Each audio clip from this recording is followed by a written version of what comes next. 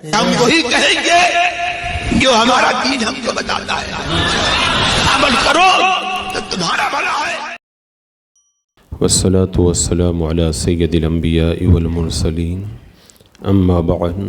فاعوذ باللہ من الشیطان الرجیم، بسم اللہ الرحمن الرحیم۔ ان اللہ وملائکتہ یصلون علی النبی یا ایہا الذین آمنوا صلوا علیہ وسلموا تسلیما۔ اللہم صل علی سیدنا وشفیعنا وحبیبنا ومولانا محمد وبارک وسلم صلاۃ وسلام علیک یا رسول اللہ صلی اللہ تعالی علیہ وسلم۔ امام بخاری رحمۃ اللہ تعالی علیہ نے یہ باب قائم کیا، باب ما قیل فی زلازل والآیات، زلزلوں اور قیامت کی نشانیوں کے بارے میں جو کچھ کہا گیا۔ اس کے ماتحت یہ حدیث پاک روایت کی، عن ابن عمر قال اللہم بارک لنا فی شامنا وفی یمننا قال قالوا وفی نجدنا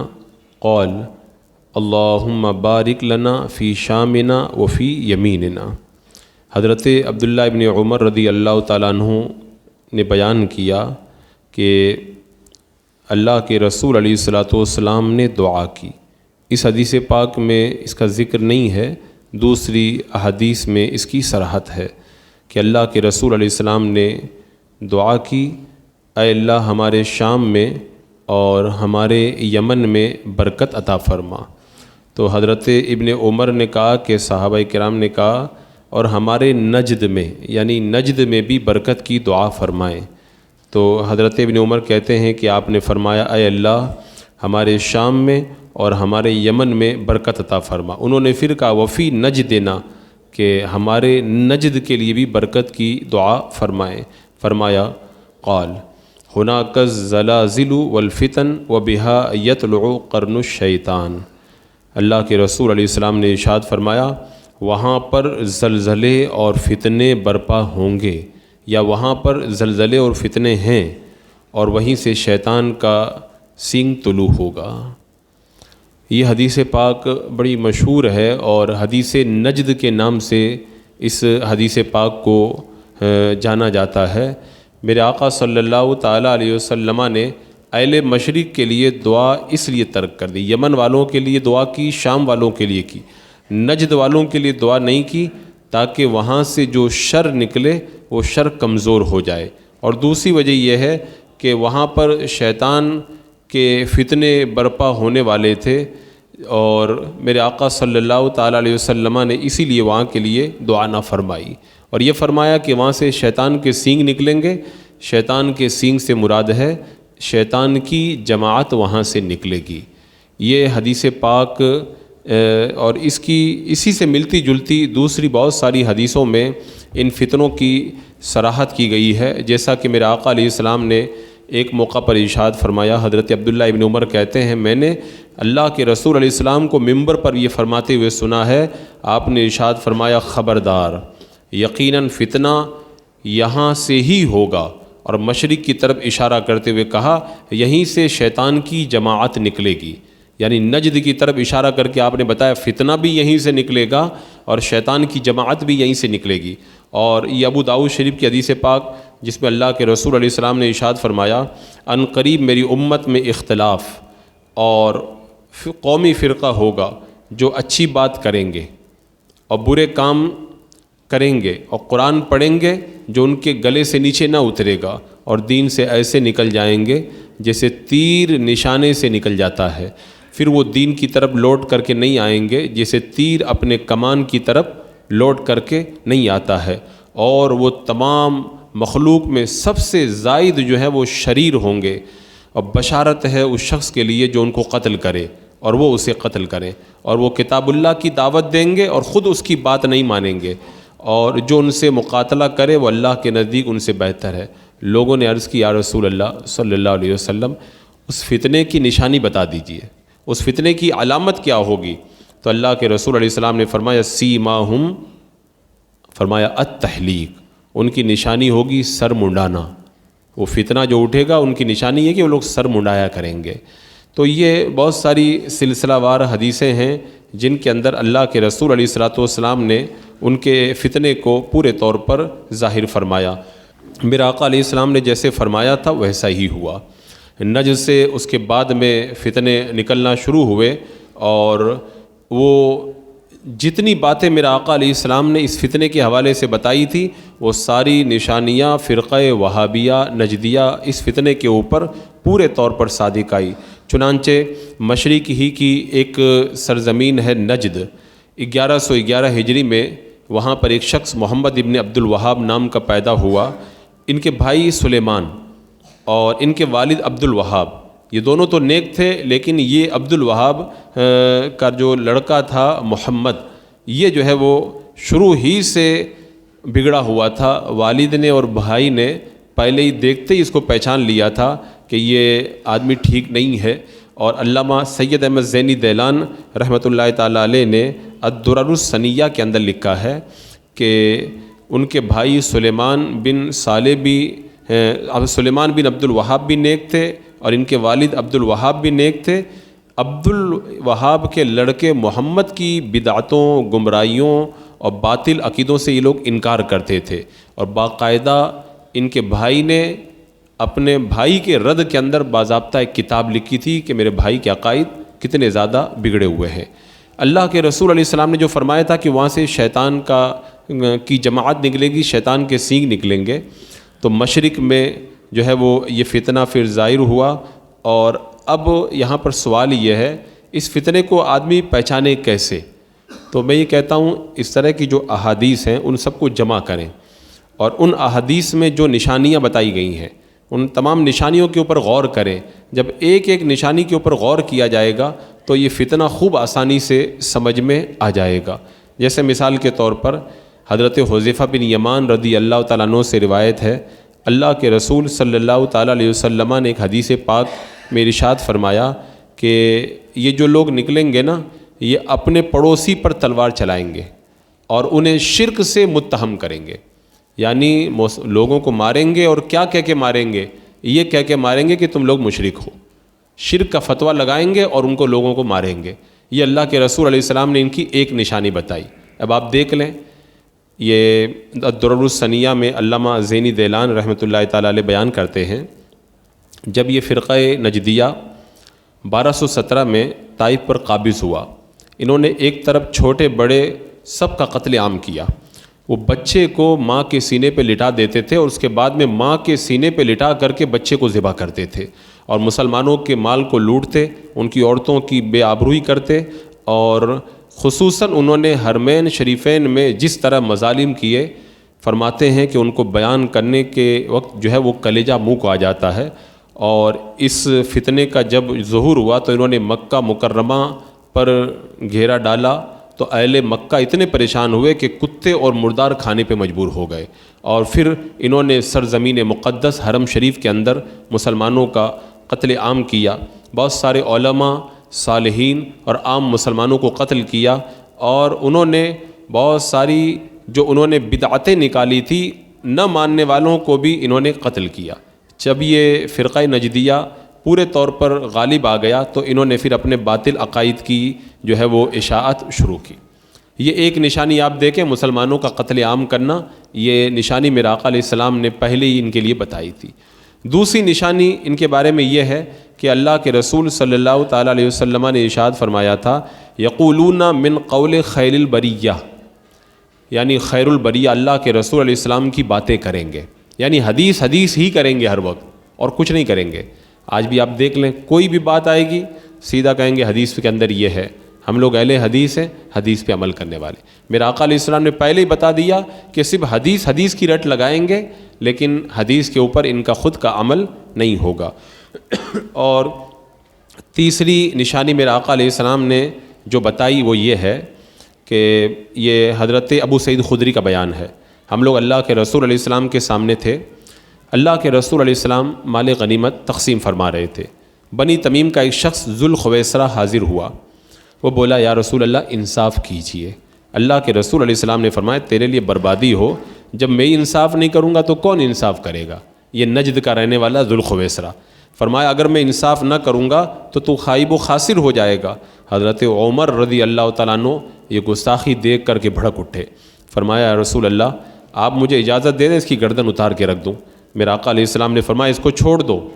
اس کے ساتھی ہوں گے کہ تم لوگ ان کی نماز کو ان کی نماز کے مقابلے میں اور اپنے روزوں کو ان کے روزوں کے مقابلے میں بہت ہلکا سمجھو گے۔ یعنی اس کے جو قوم آئے گی، نسل آئے گی نا، بڑی لمبی نمازیں پڑھیں گے، بڑے روزے رکھیں گے، تم کہو گے ہم لوگ تو کچھ پڑھتے ہی نہیں ہیں۔ فرمایا وہ قرآن پڑھیں گے اور قرآن ان کے گلے سے نیچے تجاوز نہ کرے گا، اور وہ اسلام سے اس طرح نکل جائیں گے جیسے تیر نشانے سے نکل جاتا ہے۔ حضرت ابو سعید رضی اللہ تعالیٰ عنہ کہتے ہیں میں گواہی دیتا ہوں، میں نے اللہ کے رسول علیہ السلام سے یہ سنا ہے، میں گواہی دیتا ہوں میں نے حضرت علی رضی اللہ تعالیٰ عنہ نے ان ذوالخویسرہ کے ساتھیوں کے ساتھ میں جنگ فرمائی ہے۔ تو اس حدیث پاک میں آپ دیکھیں میرا آقا علیہ السلام نے کیا نشانی بتائی؟ نشانی بتائی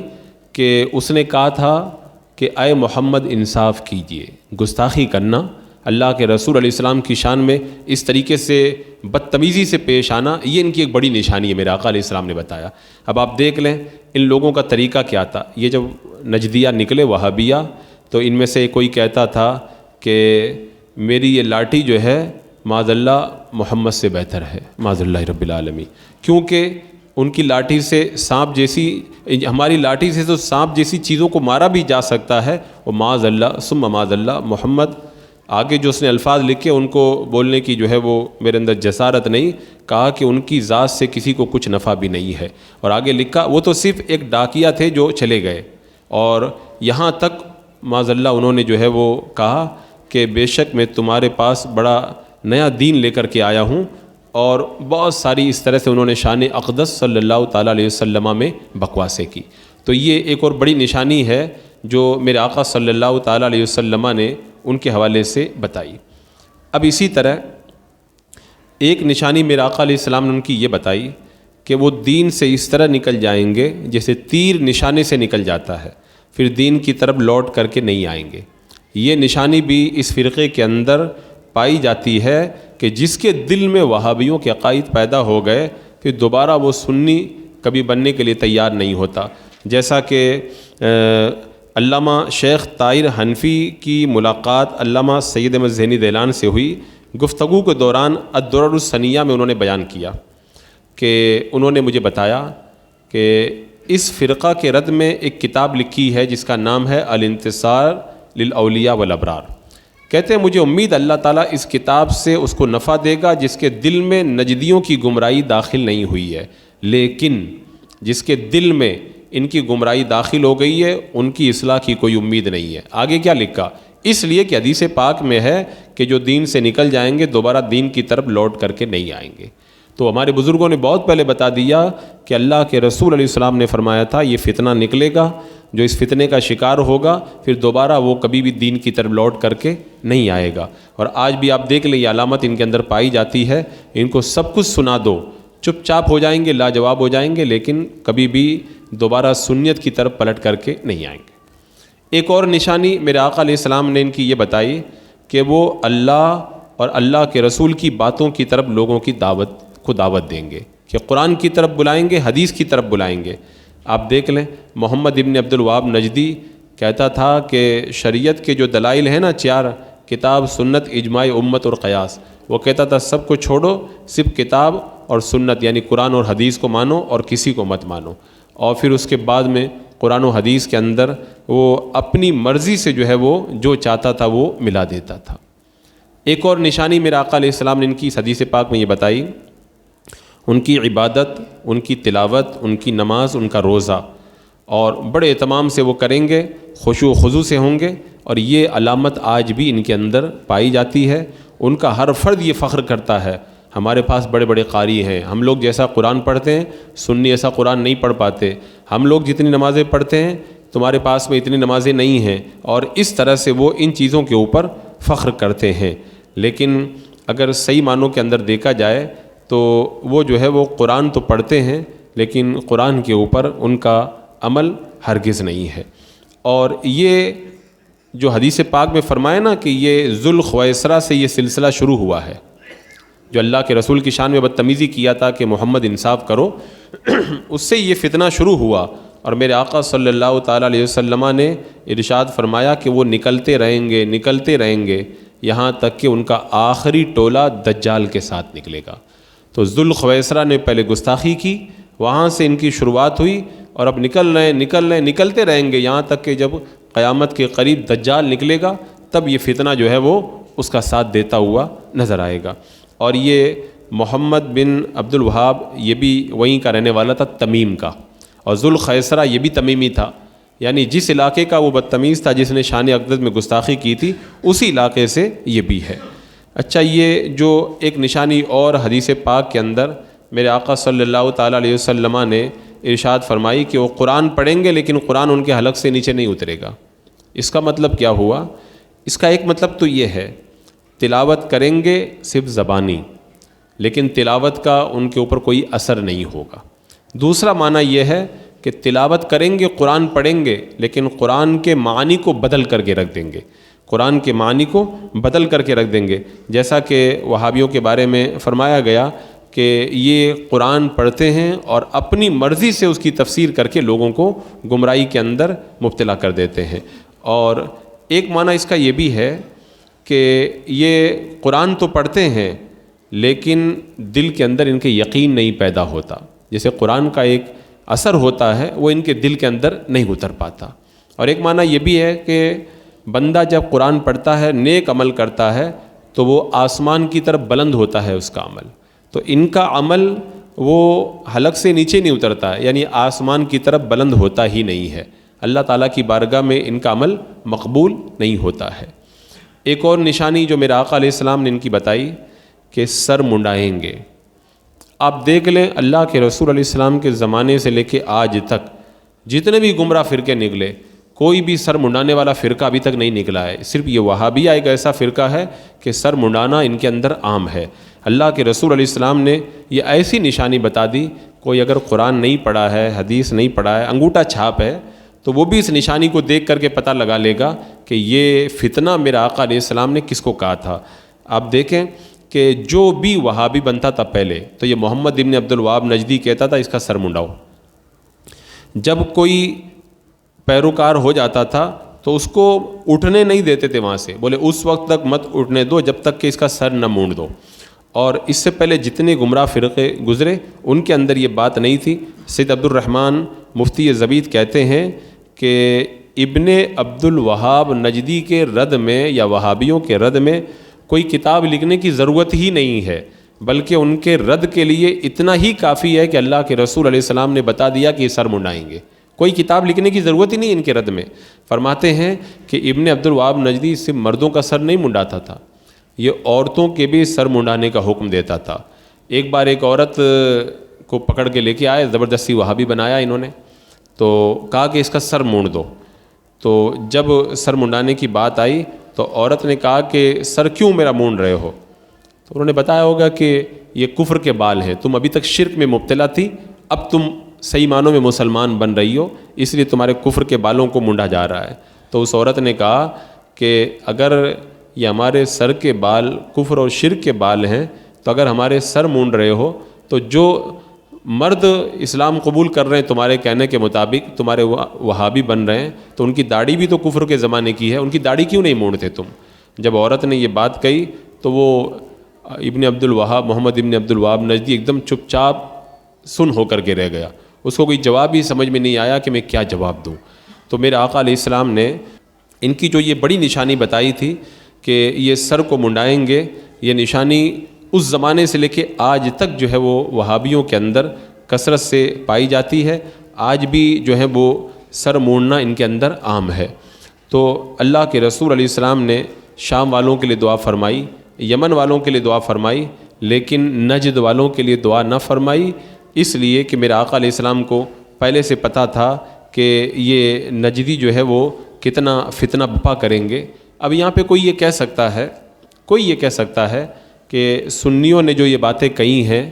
ان کے حوالے سے یا اپنی طرف سے بنا کے کہہ دی ہوں گی، تو میں کہتا ہوں کہ یہ الدرۃ الثنیہ جو لکھی ہوئی ہے یہ ہندوستان کے عالم کی لکھی نہیں ہے، یہ عرب کے رہنے والے ہیں، اور خود ابن عبد الوہاب نجدی کے بھائی نے اس کے رد میں کتاب لکھ کے بتایا کہ یہ کیسا بگڑا ہوا تھا، لیکن پھر بھی یہاں کے لوگ سوال کر سکتے ہیں۔ تو میں یہ چاہوں گا کہ دارالعلوم دیوبند کے اندر پڑھانے والے صدر مدرس جو یہاں کے پرنسپل ہیں محمود ہیں حسین احمد مدنی، اس نے خود نے کیا لکھا ہے وہابیوں کے بارے میں یہ آپ دیکھ لیں۔ یعنی یہ خود لکھتا ہے کہ محمد ابن عبد الوہاب کا عقیدہ یہ تھا کہ تمام عالم اسلام میں جتنے بھی مسلمان ہیں سب کافر و مشرک ہیں۔ یہ دیوبندی خود لکھ رہا ہے کہ وہابیوں کا عقیدہ یہ ہے کہ جتنے بھی مسلمان دنیا میں پائے جاتے ہیں سب کافر و مشرک ہیں، ان سے قتل و قتال کرنا، ان کے مالوں کو لوٹ لینا حلال اور جائز ہے بلکہ واجب ہے۔ یعنی یہ وہابیوں کا فتویٰ تھا کہ مسلمانوں کو قتل کرنا بھی واجب ہے اور مسلمانوں کا مال لوٹنا بھی واجب ہے۔ اور یہی دیوبندی لکھتا ہے کہ وہابیوں کا خیال ہے کہ اللہ کے رسول علیہ السلام کا ہم پر کوئی حق نہیں ہے، اللہ کے رسول علیہ السلام کا ہمارے اوپر کوئی احسان نہیں ہے اور ان سے ہمیں کوئی فائدہ نہیں ہے، اور ان کی وفات کے بعد ان کو وسیلہ بنانا بالکل ناجائز ہے، معاذ اللہ رب العالمین۔ اور یہی جو ہے وہ آگے ایک مقام کے اوپر لکھتا ہے کہ وہابیہ صلاۃ والسلام، درود والسلام، دلائل الخیرات شریف پڑھنا، قصیدہ بردہ پڑھنا وغیرہ ان سب چیزوں کو مکروہ جانتے ہیں، اور یہ قصیدہ بردہ کے کچھ اشعار کو شرک تک قرار دیتے ہیں، جیسے کہ یا اکرم الخلقی مالی من الوذ بہی سوا کا عند حلول الحادث العممی۔ یہ قصیدہ بردہ کا جو شعر ہے وہابیہ کہتے ہیں یہ شرک ہے، یعنی جو اس کو پڑھے گا وہ مشرک ہو جائے گا، کافر ہو جائے گا، ایمان سے باہر ہو جائے گا، معاذ اللہ رب العالمین۔ اور اسی طرح انہوں نے جو لکھا معاذ اللہ، جتنے جو بدتمیزی کے الفاظ لکھے ان سب کو تو زبان سے ہم لوگ ادا بھی نہیں کر سکتے، یہاں تک انہوں نے لکھا کہ اللہ کے رسول علیہ الصلوۃ والسلام کی شفاعت کا بھی تنگ کرتے کرتے انکار کر دیا۔ ایک جگہ انہوں نے وہابیوں نے لکھا کہ تمباکو کھانے اور تمباکو پینے، حقہ پینے، سگریٹ، چرس وغیرہ پینا یہ سب کا سب حرام اور بڑے گناہوں میں سب سے بڑا گناہ ہے یہ، اور یہ معاذ اللہ جو ہے وہ زنا کرنے اور چوری کرنے پر کسی کو اتنی ملامت نہیں کرتے تھے، لیکن اگر کوئی تمباکو کھاتا تھا تو زانی اور چور سے زیادہ اس کے اوپر ملامت کرتے تھے۔ یہ دیوبندیوں نے خود اپنی کتابوں کے اندر یہ باتیں لکھی ہیں، اور ایک جگہ لکھا اس نے، یہ میں انہی کی کتاب سے لکھ رہا ہوں، دیوبندیوں کی کتاب سے بتا رہا ہوں، کہ اس نے لکھا کہ اب بھی ان کا عقیدہ یہی ہے کہ انبیاء کی حیات فقط اس زمانے تک تھی، یعنی معاذ اللہ جب تک وہ دنیا میں تھے، اور اب جو ہے وہ ہمارے اور تمہارے درمیان جب نہیں رہے تو مردوں کے برابر ہو گئے، معاذ اللہ رب العالمین۔ تو حضرات مکرم، اتنی واضح نشانیاں موجود ہیں جو اللہ کے رسول صلی اللہ تعالیٰ علیہ وسلم نے ہمیں بتا دی، اب اس کے باوجود بھی اگر کوئی بندہ یہ نہ سمجھے، یہ عقیدہ آپ یاد رکھیں، اس کو سمجھ لیں کہ اگر کوئی کسی مسلمان کو کافر کہتا ہے تو اگر وہ کافر نہیں ہے تو کہنے والا خود کافر ہو جاتا ہے۔ تو جب انہوں نے کہا کہ پوری دنیا کے جتنے لوگ ہیں سب کافر ہیں، سب مشرک ہیں وہابیوں کے علاوہ، تو پوری دنیا کے سارے مسلمانوں کو انہوں نے جب کافر کہہ دیا، الحمدللہ ہم لوگ کافر نہیں، ہم لوگ اہل ایمان ہیں۔ تو جب ہم لوگ کافر نہیں تو کہنے والے خود کافر ہوئے کہ نہیں ہوئے؟ اب اگر ان کو اگر کافر کہا جائے تو بہت سارے لوگ سمجھ ہی نہیں پاتے اور وہ شش و پنج میں مبتلا ہو جاتے ہیں۔ اور میرے آقا علیہ السلام کی نگاہ غیب دیکھو، جب دعا کے لیے آئے وہ میرے آقا علیہ السلام کی بارگاہ میں، آپ نے دعا کرنے سے انکار کر دیا اور پھر کھلم کھلا نشانیاں بتائی۔ عام طور پر آدمی دھوکہ کسے کھاتا ہے؟ نماز سے دھوکہ کھائے گا، قرآن سے دھوکہ کھائے گا، یا پھر جو ہے وہ اس کی عبادت کو دیکھ کے دھوکہ کھائے گا۔ تو اللہ کے رسول علیہ السلام نے پہلے سے یہ سب کچھ بتا دیا کہ دھوکہ مت کھانا، نماز بہت پڑھیں گے، تلاوت بہت کریں گے، عبادتیں بہت کریں گے، سب کچھ میرے آقا علیہ السلام نے پہلے سے جو ہے وہ کھلم کھلا بیان کر دیا، تاکہ اگر کوئی دھوکہ کھانے والا ہو تو وہ دھوکہ نہ کھائے۔ اس حدیث پاک میں اللہ کے رسول علیہ السلام نے جو نجدیوں کے لیے دعا نہ کی، نجد کے جنوبی علاقے میں ایک وادی حنیفیہ کے ایک مقام کے اندر عیینہ، ایک مقام ہے جس کا نام ہے عیینہ، اسی جگہ کے اندر مسیلمہ کذاب پیدا ہوا تھا، اور اس نے نبوت کا دعویٰ کیا تھا۔ حضرت صدیق اکبر نے اس سے جہاد کیا تھا اور ان سارے اس کو اور اس کے ماننے والوں کو قتل کیا تھا، اور اسی جگہ محمد ابن عبد الوہاب نجدی بھی پیدا ہوا تھا، اور اس کی پھیلائی ہوئی بدعقیدگیوں سے جو ہے مسلمانوں کے عقائد کے اندر زلزلہ پیدا ہوا۔ تو میرے آقا صلی اللہ تعالیٰ علیہ وسلم نے آنے والے اس زلزلے اور اس فتنے کو کھول کر کے بیان کر دیا۔ اب یہاں پہ ایک بات اور یاد رکھیں کچھ لوگ کہتے ہیں کہ نہیں اب آج کل کے نجدی تو ٹھیک ہو گئے ہیں، تو ایسا نہیں ہے۔ حضور نظمی میاں کے بارے میں نے سنا تھا کہ جب آپ تشریف لے گئے حج کے لیے تو اللہ کے رسول علیہ السلام کے روضہ اطہر کے پاس میں ایک نجدی متوع جو سرکار کے روضے پہ پیٹھ لگا کے کھڑا تھا، تو آپ نے اس کو منع کیا کہ تم روضہ رسول کا ادب نہیں کرتے اور جو ہے وہ اپنی پیٹھ کو لگا کر کے کھڑے ہو گئے روضہ رسول سے۔ تو وہ جواب میں کیا کہنے لگا؟ جواب میں کہنے لگا کہ دشمنی کا آغاز انہوں ہی نے تو کیا ہے معاذ اللہ رب العالمین، یعنی ہمارے لوگ جب دعا کے لیے ان کے پاس آئے تھے نجد کے تو انہوں نے ہمارے لیے دعا نہیں کی تھی، تو معاذ اللہ اس نے یہ خبیث جملہ کہا کہ دشمنی کی شروعات تو انہوں نے کی تھی نا، یعنی معاذ اللہ جو وہ دشمنی آج کر رہے ہیں ان کا کہنے کا مطلب یہ ہے کہ پہلے انہوں نے ہمارے لیے دعا نہیں کی تھی، اس لیے آج ہم لوگ جو ہے وہ بے ادبی کر رہے ہیں معاذ اللہ رب العالمین۔ اب اس کے باوجود بھی اگر کسی کی آنکھیں نہ کھلیں تو پھر وہ مرنے کے بعد تو کھلنا ہی کھلنا ہے۔ اللہ تعالیٰ اس فتنہ جو ہے وہ عظیمہ سے فتنہ عظیم سے جو ہے وہ اہل ایمان کی اللہ تعالیٰ حفاظت فرمائے۔ اسی باب کے اندر امام بخاری علیہ الرحمہ نے زلزلوں اور فتنوں کے حوالے سے بہت ساری حدیثوں کو نقل کیا ہے، اور ایک حدیث پاک یہ بھی نقل فرمائی لا تقوم الساعہ، قیامت نہیں آئے گی حتیٰ یقبض العلم، یہاں تک کہ علم اٹھا لیا جائے گا، وتکثر الزلازل، بکثرت زلزلے آئیں گے، ویتقارب الزمان، اور زمانہ ایک دوسرے کے قریب ہو جائے گا، وتظہر الفتن، اور فتنوں کا ظہور ہوگا، ویکثر الحرج، اور حرج زیادہ ہوگا۔ تو پوچھا گیا کہ یہ حرج کیا ہے؟ فرمایا القتل القتل، یعنی قتل زیادہ ہوگا، قتل زیادہ ہوگا، حتیٰ یکثر فیکم المال فیفید، اور تم میں مال بہت زیادہ ہوگا اور وہ لوگوں کے اندر پھیل جائے گا۔ آج یہ ساری نشانی آپ دیکھ لیں فتنوں کے زمانے میں، آج جو ہے وہ علم کیسے اٹھ رہا ہے۔ دنیاوی تعلیم تو بڑھ رہی ہے لیکن علم دین سے لوگ دور ہو رہے ہیں۔ آج دیکھو زلزلے کتنے آ رہے ہیں، زمانہ کیسے سمٹ گیا ہے، وقت کیسے بڑی تیزی کے ساتھ میں گزر رہا ہے، فتنے، قتل اور مال کا فتنہ یہ کتنی تیزی کے ساتھ میں بڑھ رہے ہیں۔ میرا آقا علیہ السلام کی نگاہ غیب سب دیکھ رہی تھی، آپ نے ان سارے فتنوں کی نشاندہی بہت پہلے فرما دی تھی۔ اب چونکہ یہ ایک الگ باب ہے، انشاءاللہ کبھی قیامت کی نشانیوں کا درس ہوگا تو اس میں تفصیل کے ساتھ میں ان فتنوں کا میں ذکر کروں گا۔ بسم اللہ الرحمن الرحیم، اللہم صلی علی سیدنا و مولانا محمد وبارک وسلم، صلاۃ و سلام علیک یا رسول اللہ، یا اللہ یا رحمان یا رحیم العالمین۔ اپنے محبوبین کے صدقے میں مولا ہمیں ایمان پہ استقامت عطا فرما، ہر طرح کی گمراہی بد مذہبی سے مولا ہماری حفاظت فرما۔ اے اللہ مسلک اہل سنت کے اوپر مولا قائم و دائم رہنے کی توفیق عطا فرما، ایمان پہ زندگی، ایمانی پر خاتمہ عطا فرما۔ ربنا تقبل منا انک انت السمیع العلیم وتب علینا انک انت التواب الرحیم۔ ان اللہ وملائکتہ یصلون علی النبی یا ایھا الذین آمنوا صلوا علیہ وسلموا تسلیما۔ اللہم صلی علی سیدنا و شفیعنا و حبیبنا و مولانا محمد وبارک وسلم، صلاۃ و سلام علیک یا رسول اللہ۔ سبحان ربک رب العزۃ عما یصفون وسلام علی المرسلین والحمد للہ۔